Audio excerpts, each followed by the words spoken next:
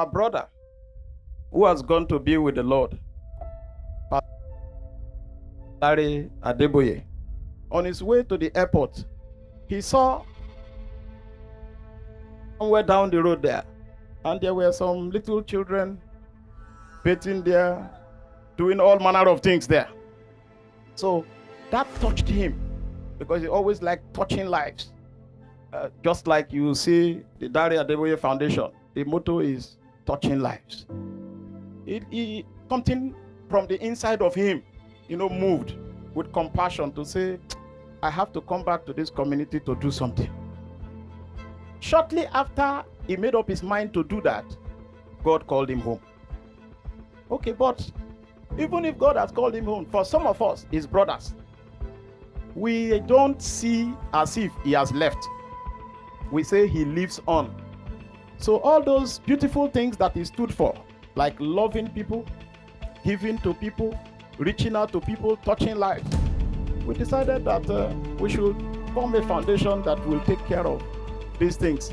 And one of the things that they mentioned to the foundation that should be done is this thing that he discussed with his people.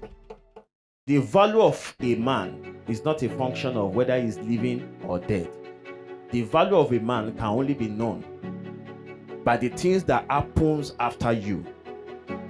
The legacy. Dare Adeboye Foundation came to being immediately after the demise of our brother, our friend, our pastor, Pastor Dare Adeboye. This came to be last year, and within 1 year, God has really helped us. What this foundation stands for is, this foundation wants to give equal opportunity to everybody, irrespective of your background. Whether you are in Lagos, whether you are in Kaduna, whether you are in Ibom, we want to see every human being develop and grow. For us as Dare Adeboye Foundation, the reason why we're here today is because we're actually here to fulfill one of those goals, which is goal number 6. And then goal number 6 is about sanitation and clean water.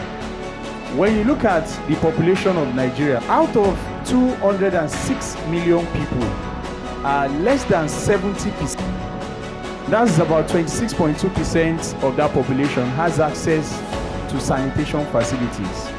We are saying what? Enough is enough.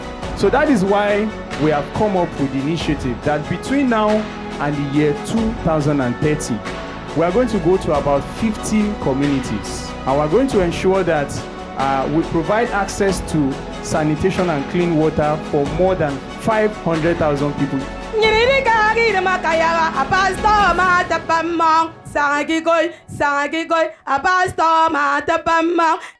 We are so happy. The water, where in the sheets, for the other side, we pick not that sheet. This December, if you come to this village, turn around the whole, no water, all as dry, because it is not from the soil, it's just passing by because of the rain. When heavy rain comes, that is when we have water.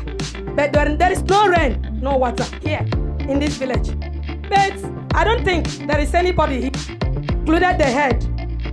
We are happy. I believe as you're happy to do that, God in heaven is happy too. God bless you all.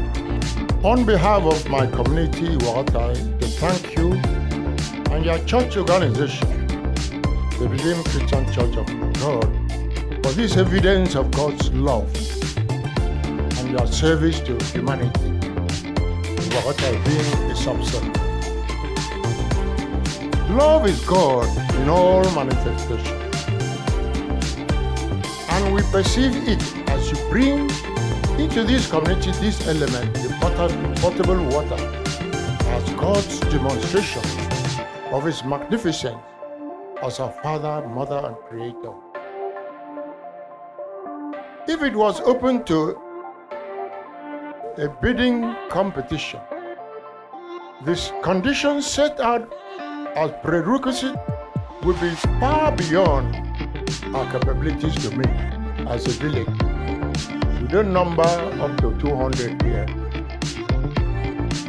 We accept and appreciate this apparent impact in this community today with all thanks.